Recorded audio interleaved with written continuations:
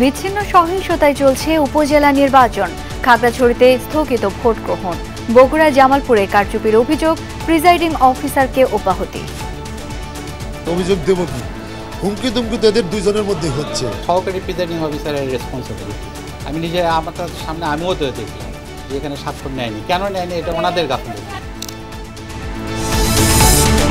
হজ কার্যক্রম উদ্বোধন করলেন প্রধানমন্ত্রী শেখ হাসিনা। বললেন, ডিজিটাল বাংলাদেশের সুবিধা ভোগ করছেন মুসল্লিরা। ঘরে বসেই করা যাচ্ছে আবেদন। ঘরে বসে হজের সব কাজ সম্পন্ন করতে পারছেন। ডিজিটাল সেন্টারে গেলে সেখানে বসেও কিন্তু রেজিস্ট্রেশন করা যেতে পারে, সেই ব্যবস্থাটা আমরা করে দিয়েছি। ঢাকা চট্টগ্রাম সহ সিটি কর্পোরেশনের সর্বোচ্চ 30 কিলোমিটার গতিতে চলতে পারবে মোটরসাইকেল। দুর্ঘটনা কমাতে বাস, ট্রাক সহ যান চলাচলের গতিসীমা নির্ধারণ।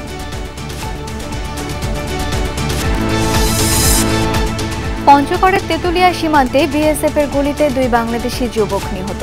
বিজিবি বিএসএফ কোম্পানি কমান্ডার পর্যায়ে পতাকা বৈঠক।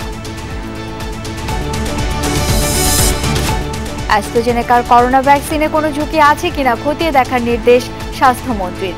ডেঙ্গু মোকাবেলায় প্রস্তুত হাসপাতালগুলো। যুদ্ধবিরতিতে রাজি হওয়ার পরও রাফায় চলছে ইসরায়েলি অভিযান। ফল ভালো হবে না হুঁশিয়ারি হামাসের। জাতিসংঘ আন্তর্জাতিক মহলের প্রতি আহ্বান, আগ্রাসন বন্ধে ইসরায়েলের উপর চাপ প্রয়োগ করুন। এসছে মার্কিন পররাষ্ট্র দপ্তর।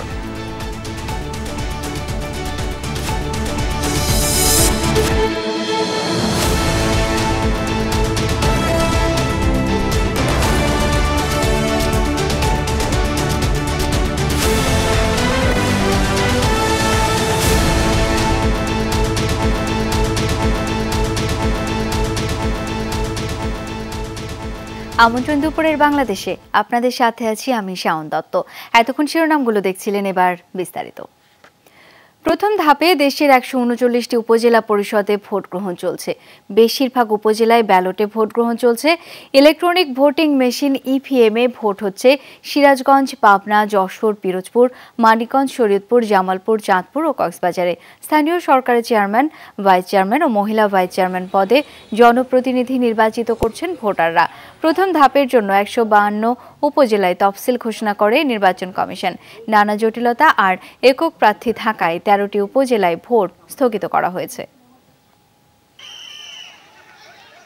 সুনামগঞ্জের সাল্লায় 2 চেয়ারম্যান প্রার্থী সমর্থকদের মধ্যে সংঘর্ষে 10 জন আহত হয়েছে। সকালে 4 নম্বর ইউনিয়নের 24 কেন্দ্রের সামনে ঘোড়া ও আনারস প্রতীকের সমর্থকরা জড়ায় সংঘর্ষে। পুলিশ জানায়, অবনী মোহন দাস ও গণেশ চন্দ্র সরকারের সমর্থকরা ভোটারদের নানাভাবে নিজ প্রার্থীর পক্ষে টানার চেষ্টা করছিলেন। কথা কাটাকাটির এক পর্যায়ে সিটিগড়ের সংঘর্ষে পুলিশ ও বিজিবি সদস্যরা তাৎক্ষণিকভাবে পরিস্থিতি নিয়ন্ত্রণে আনে। বরিশাল বাকেরগঞ্জে পাঁচশিবপুর সরকারি প্রাথমিক বিদ্যালয় কেন্দ্রে প্রার্থী সমর্থকদের লাঠিপেটা করেছে পুলিশ। সকালে কেন্দ্রের সামনে ভিড় করেছিল তারা। এ সময় সরে যেতে বললে আইন শৃঙ্খলা রক্ষাকারী বাহিনীর সদস্যরা কর্মী সমর্থকরা না সরলে শেষ পর্যন্ত লাঠিচার্জ করে পুলিশ।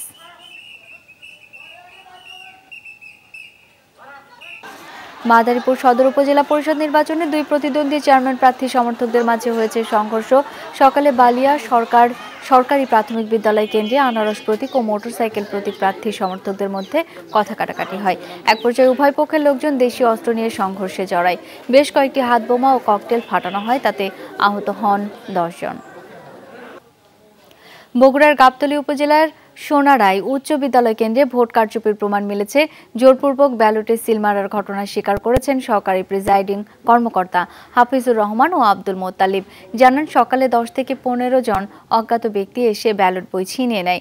জুডিশিয়াল ম্যাজিস্ট্রেট সাদিয়া সুলতানার নেতৃত্বে মোবাইল কোর্ট গিয়ে ঘটনার সত্যতা পায়।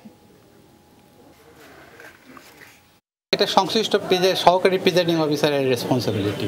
আমি নিজে আমার সামনে আমিও তো দেখলাম যে এখানে স্বাক্ষর নেয়নি। কেন নেয়নি? এটা ওনাদের গাফিলতি। আমারও কিছুটা ব্যর্থতা, বা আমি এখন এসে দেখতে পাচ্ছি। আপনারা যখন বললেন যে বিষয়টা দেখেন, তখন আমি এসে দেখতেছি হ্যাঁ আসলেই তো স্বাক্ষর নেয়নি। গোপন কক্ষে ঢুকে এক ভোটারের ভোট দিলেন পোলিং অফিসার। এমন অভিযোগের সত্যতা পাওয়ায় দায়িত্ব থেকে জাহিদুল ইসলামকে অব্যাহতি দেন প্রিজাইডিং অফিসার। বেলা 10টার দিকে বাংলাদেশ সরকারি প্রাথমিক বিদ্যালয় কেন্দ্রে 2 নম্বর কক্ষে এ ঘটনা ঘটে। একজন ভোটার অভিযোগ করেন, ভোট দিতে গোপন কক্ষে ঢুকলে জাহিদও সেখানে যান এবং ইভিএম এর বোতাম চেপে নিজেই জোর করে অন্য প্রতীকে ভোট দিয়ে দেন। এ সময় প্রিজাইডিং অফিসারের সাথে তর্কে জড়ান ভোটাররা। এই ঘটনার সত্যতা পেলে প্রত্যাহার করে নেওয়া হয় পোলিং অফিসারকে।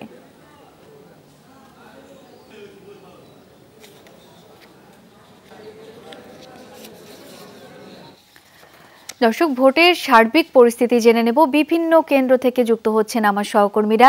শুরুতেই ঢাকার দোহার থেকে আব্দুল্লাহ তুহিনের কাছে যাচ্ছি। তুহিন, বেলা গড়িয়ে দুপুর হয়ে গেছে, ভোটের সার্বিক পরিস্থিতি কেমন দেখছেন, বিস্তারিত জানাবেন আমাদের।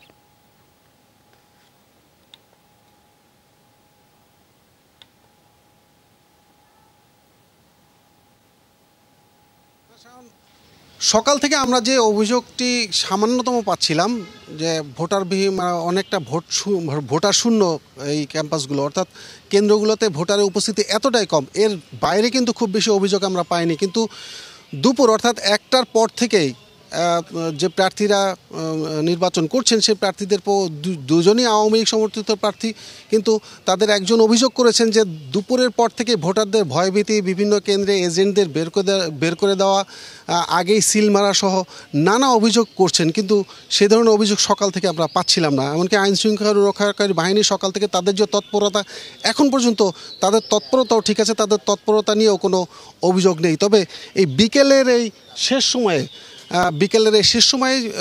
প্রার্থীদের পক্ষে একজন ইঞ্জিনিয়ার মেহবুব কবির, তিনি অভিযোগ করছেন যে বিকেলের এই শেষ সময়টা আইনশৃঙ্খলা রক্ষাকারী বাহিনীর দুর্বলতা নিয়েই কিন্তু তারা শেষ পর্যন্ত কোনো ভোটের এইখানে অনাকাঙ্ক্ষিত ঘটনা ঘটান কিনা সেই আশঙ্কা তারা করছেন, সেই অভিযোগটি তারা করেছেন। তার পক্ষে আমরা দেখেছি আইনশৃঙ্খলা রক্ষাকারী বাহিনী কিছুটা শীতলতা দেখিয়েছে। কেন্দ্রের আশেপাশে মোটরসাইকেলে যে যাতায়াত যেটা নিষিদ্ধ, সেগুলোকে আমরা বেশ কিছু জায়গায় কিন্তু মোটরসাইকেলের মহড়া দিতে দেখেছি, এমনকি নম্বরবিহীন মোটরসাইকেলও আমরা দেখেছি।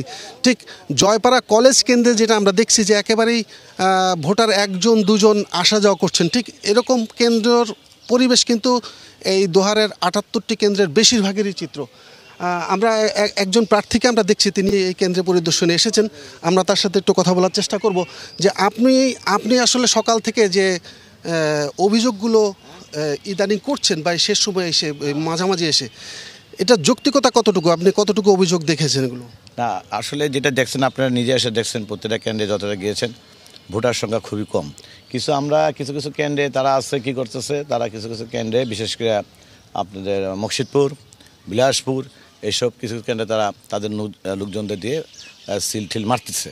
সেখানে দেখবেন আপনি এখানে একটা বিশাল কেন্দ্র, তো 3800 ভোটের মধ্যে মানে 531 ভোট কাস্ট হয়েছে, মিনস খুবই কম। এটার কারণ একটাই যে অনেক হুমকি ধামকি দেওয়ার কারণে জনগণ খুব ভয় পেয়ে গেছে যে ভোট দিতে যাবো কি। সকাল থেকে আমরা কিন্তু কোনো গোলযোগ বা এই ধরনের অভিযোগ দেখি না আইনশৃঙ্খলা বাহিনীকে। বিকেলটায় শেষ সময় এসে আপনি কি আশঙ্কা করছেন কেন? না, আসলে এরকম কিছু হবে না, কিন্তু এই যে তারা আগে যে জনগণের যে ভয় দেখাইছে যে তারা পাশ করে যাবে, তো জনগণ কি ভাবছে যে কেন্দ্রে যাব, কেন্দ্রে গেলে না যেটা সংঘর্ষ হবে, এই কারণে মনে হয় ভোটাররা ইন্টারেস্ট হারাই ফেলছে। বুঝতে পেরেছি, আইনশৃঙ্খলা রক্ষাকারী বাহিনী আগের মতো তৎপর থাকলে হয়তো এই ধরনের অনাকাঙ্ক্ষিত ঘটনা ঘটবে না। শেষ পর্যন্ত আমরাও আশা করছি, সবাই আশা করছে যে সুষ্ঠুভাবে ভোট সম্পন্ন হবে। অনেক ধন্যবাদ আপনাকে আব্দুল্লাহ তুহিন। এবার একটু সিরাজগঞ্জের খবর জানবো। সহকর্মী আখলাকুস সাফা রয়েছেন আদাজাকি সরকারি প্রাথমিক বিদ্যালয় কেন্দ্রে, যাব তার কাছে। সাফা, দুপুর পর্যন্ত কেমন ভোট পড়েছে, সব মিলিয়ে পরিস্থিতি কেমন দেখছেন জানাবেন আমাদের।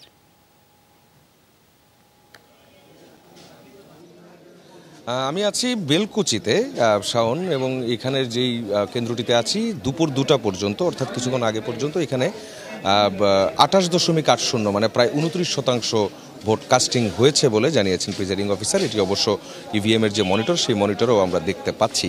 এবং এখানে যে মোট 3টি উপজেলায় নির্বাচন হচ্ছে ইভিএমে, এবং সেই 3টি উপজেলাতেই আমরা এখন পর্যন্ত দেখছি যে সব কিছু মিলিয়ে যে অ্যাভারেজ বলা যায় 22 থেকে 23% মতো ভোট এখন পর্যন্ত কাস্ট হয়েছে, যেটা হচ্ছে এখানকার যিনি রিটার্নিং কর্মকর্তা তার কাছ থেকে আমরা যেটা জানতে পেরেছি। সকাল 11টা পর্যন্ত ইভিএম নিয়ে এক ধরনের একটা হেজিটেশন কিন্তু ছিল, যেটা 11টার পর কিছুটা কেটে গেছে, অর্থাৎ ভোটার যারাই এসছেন আপনি জানেন যে এখানে প্রথমবারের মতো ইভিএমে ভোট হচ্ছে। সেই হিসেবে যে ইভিএম নিয়ে যে একটা শঙ্কা ছিল সেই শঙ্কার জায়গাটাতেই কিছুজন গেছে। সকালে অনেক ভোটারদেরকে ইভিএম বিষয়টা বোঝাতেও সময় লেগেছে এবং বিশেষ করে প্রবীণ ভোটাররা যারা তারা যখন বুঝতে পেরেছেন এবং বুঝতে পারার পর যখন তারা ভোটটা নিশ্চিত করতে পেরেছেন তখন কিন্তু তারা বেশ উচ্ছ্বাস জানিয়েছেন এবং বলেছেন যে তারা নিশ্চিত হতে পেরেছেন যে নিজের ভোটটা নিজে দিয়েছেন এবং তিনি কনফার্ম হচ্ছেন যে তার ভোটটা কাউন্ট হয়েছে। এই বিষয়টা নিয়ে কিন্তু অনেকে বলছেন, অনেকে বুঝে উঠতে পারেননি, সেটিও এসছে এবং ধীরগতির একটা অভিযোগও ছিল। আমাদের সঙ্গে একজন চেয়ারম্যান প্রার্থী আছেন। আমি আপনাকে আগেই বলে রাখি এখানে মোট এই যে বেলকুচি উপজেলা এখানে 3 জন চেয়ারম্যান প্রার্থী, তার মধ্যে 2 জন হেভিওয়েট প্রার্থী। আমরা সকালে 2 জন প্রার্থীর সঙ্গে আমরা কথা বলেছিলাম এবং এর মাঝখানেও তাদের কাছ থেকে শুনেছি। আরেকজন প্রার্থীকে আমরা এখানে পেলাম। আপনার কাছ থেকে একটু জানতে চাই বদিউজ্জামান ফকির, আপনার এখন পর্যন্ত নির্বাচনের পরিবেশটা কেমন দেখছেন এবং আর তো হাতে আছে 2 ঘন্টারও কম। আমি সকাল থেকে প্রায় 15-16টা সেন্টারে ঘুরেছি। এর ভিতরে 5-6টা সেন্টার একটু এলোমেলো হয়েছে। মনে করেন শ্যাননগর সেন্টারে, আগরিয়া সেন্টারে, নাগগাতি সেন্টারে, আমবাড়িয়া সেন্টারে, এইসব সেন্টারে একটু গ্যাঞ্জাম হয়েছে। তামায় 2টা সেন্টারে গ্যাঞ্জাম হয়েছে। তারপরেও আমি অন্য জায়গায় বলতে কি ধরনের গ্যাঞ্জামের কথা? আমার প্রতিপক্ষ প্রার্থী দোয়াত কলম সে মারধর করেছে, মানে কিছু লোকদেরকে, যেমন এমন অভিযোগ। প্লাস তামায় একটা হাই স্কুল সেন্টারে মনে করেন যে এক মহিলা মেম্বারের ছেলেকে মারধর করেছে। সুরাহা হয়েছে শেষ? হ্যাঁ, এগুলো সুরাহা হয়েছে। ভোট মোটামুটি পড়ছে, কিন্তু রাজাপুরের ওই সাইডে ভোটের কাস্ট খুবই কম। কিন্তু ভাঙ্গাবাড়িতে আমি 2-3টা সেন্টারে গেলাম, তামাইতে 2-3টা সেন্টারে, 4টা সেন্টার ঘুরলাম, মোটামুটি ভোট কাস্ট আছে। বিশেষ করে এই সেন্টারটাতে একটু ভোট কাস্ট। বদিউজ্জামান ফকির, আপনাকে ধন্যবাদ। প্রার্থীদের দিক থেকে এটাই হচ্ছে এখন পর্যন্ত অবস্থা। আর 2 ঘন্টারও কম বাকি আছে, 4টার দিকে গণনা শুরু হয়ে যাবে ভোটের। সাফা, অনেক ধন্যবাদ আপনাকে। এবার যাব মৌলভীবাজারের বড় লেখায় রয়েছেন সহকর্মী রাসেল আহমেদ। রাসেল, আপনি এখন কোন কেন্দ্রে রয়েছেন? এখন পর্যন্ত কতটা নির্বিঘ্ন হচ্ছে ভোট গ্রহণ, জানতে চাই বিস্তারিত। শাওন, এটি বড়খোলা সরকারি প্রাথমিক বিদ্যালয়ের কেন্দ্র, বড়লেখার এই উপজেলার একটি কেন্দ্র। আমরা এর আরও ঘন্টা 2 আগে এই কেন্দ্রে এসেছিলাম এবং তখন এই কেন্দ্রে বেশ লম্বা লাইন দেখেছিলাম একটি কক্ষে, যেটি বলছিলাম আসলে। এখন আবার সে একটি কক্ষে তখন ভিড় দেখেছিলাম, এরপরে অন্যান্য কক্ষে তেমন একটা ভিড় ছিল না, স্বাভাবিক ছিল। তবে এখনকার চিত্র, অর্থাৎ অন্য কক্ষের চিত্র যেমন ছিল, আবার সবগুলো কক্ষের অবস্থা একই রকম, অর্থাৎ লম্বা লাইন নেই, ভিড়ভাট্টা নেই।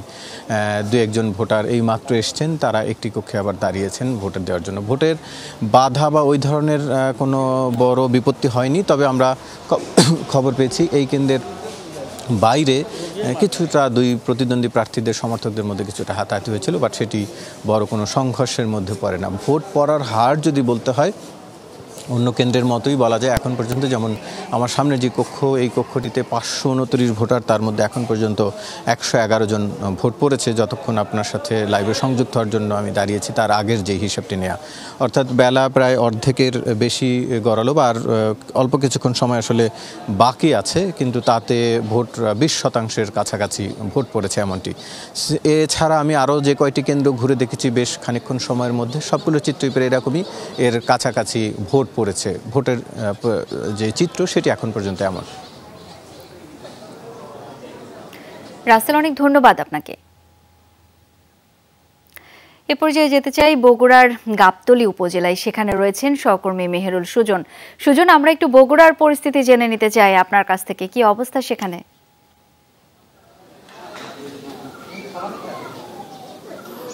শাওন, সকাল থেকেই আমরা বগুড়ার গাবতলী উপজেলা অবস্থান করছিলাম। এখন আমরা গাবতলীতে রয়েছে, কারণ সকাল থেকে আসলে এই উপজেলার বিভিন্ন ভোট কেন্দ্রে নানান ধরনের অনিয়ম, বিশেষ করে জাল ভোটের অভিযোগ আসছিল এবং আমরা কিন্তু বেলা 11টা নাগাদ এই এলাকার, এই উপজেলার যে সোনারাই উচ্চ বিদ্যালয় ভোট কেন্দ্র, সেখানে গিয়ে আমরা এই জাল ভোটের সত্যতা প্রথমে পাই। এরপরে সেখানে জুডিশিয়াল ম্যাজিস্ট্রেট আসেন এবং তিনিও সত্যতা পান। এবং আমি একটু আপডেট জানিয়ে রাখি শাওন, কিছুক্ষণ আগে কিন্তু সোনারাই উচ্চ বিদ্যালয় যে ভোট কেন্দ্র, সেই ভোট কেন্দ্রের যিনি presiding officer ATM Aminur Rahman, তাকে কিন্তু দায়িত্ব অবহেলার জন্য প্রত্যাহার করে নেওয়া হয়েছে। এর আগে জুডিশিয়াল ম্যাজিস্ট্রেট যখন 11টা থেকে 12টা, 12:30 পর্যন্ত ওই কেন্দ্র পরিদর্শন করছিলেন এবং জাল ভোটের অভিযোগ খতিয়ে দেখছিলেন, তখন কিন্তু তিনি সত্যতা পান এবং ওই যে ভোট কেন্দ্র সোনারাই উচ্চ বিদ্যালয় কেন্দ্র, সেখানকার যিনি সহকারী প্রিজাইডিং অফিসার রয়েছেন 2 জন, তাদের 2 জনকে কিন্তু সেখান থেকে প্রথমে প্রত্যাহার করা হয়।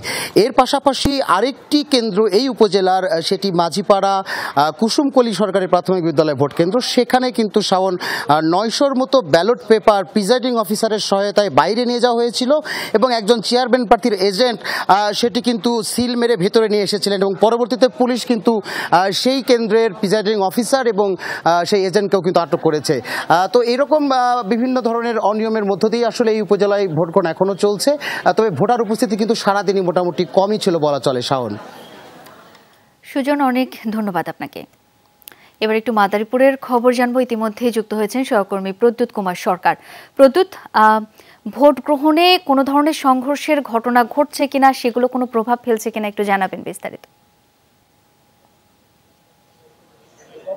হ্যাঁ শাওন, স্বাভাবিকভাবেই যখন একটি কেন্দ্রে সংঘর্ষের ঘটনা ঘটে এর প্রভাব ঘটে পড়ে এবং আমরা যেখানে রয়েছি এটি হচ্ছে বালিয়া সরকারি প্রাথমিক বিদ্যালয়। এটি সদর উপজেলার একটি কেন্দ্র।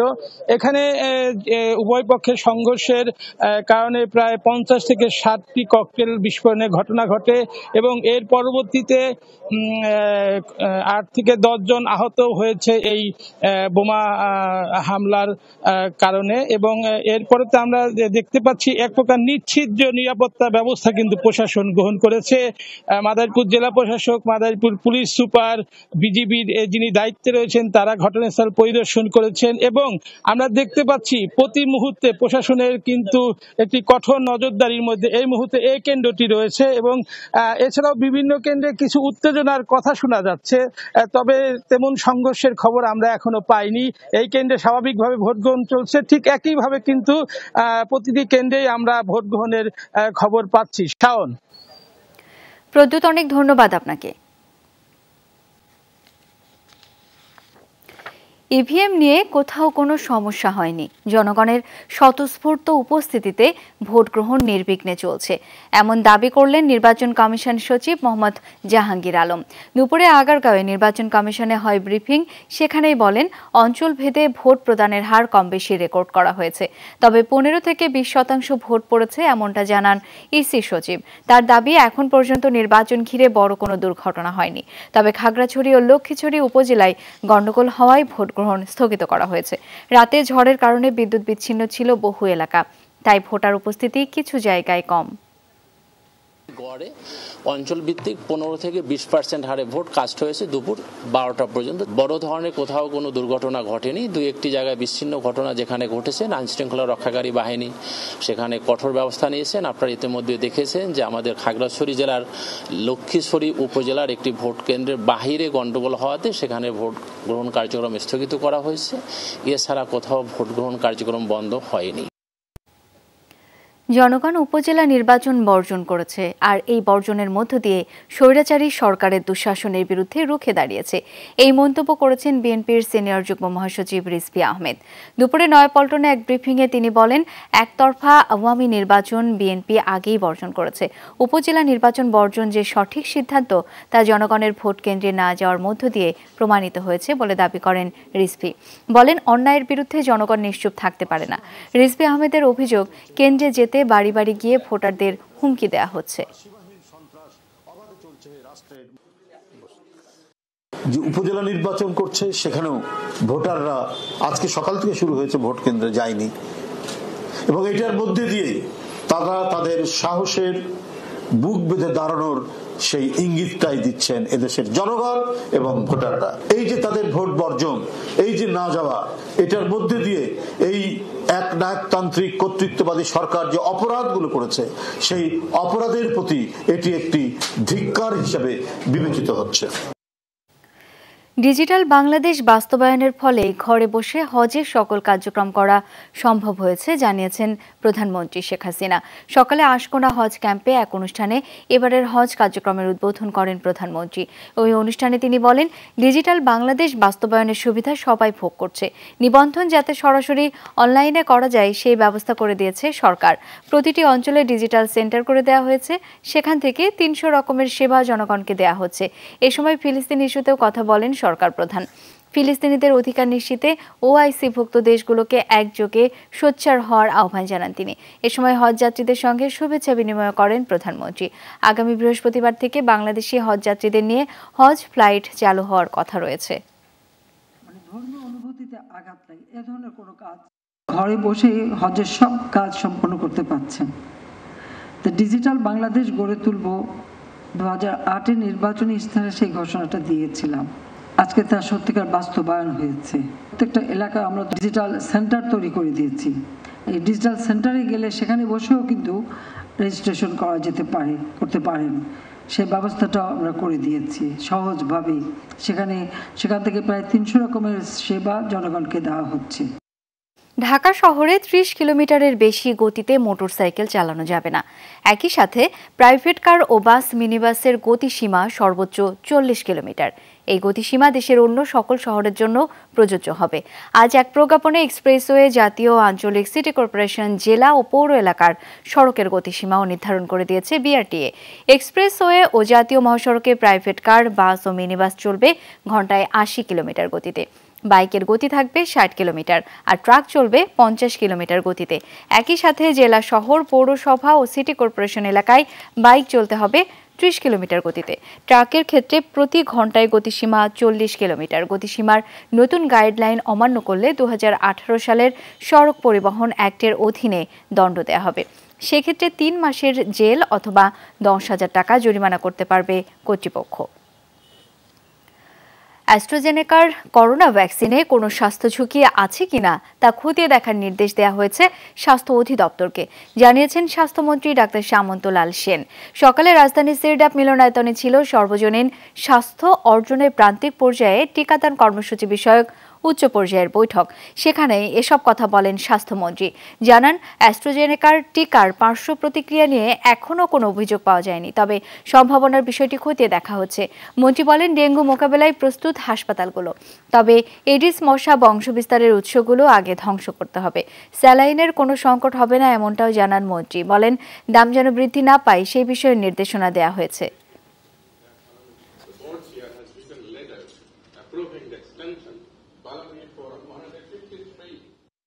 আমি যার কারো মা ডেঙ্গিতে মারা যায়, এটা আমার একটা সেন্টিমেন্ট।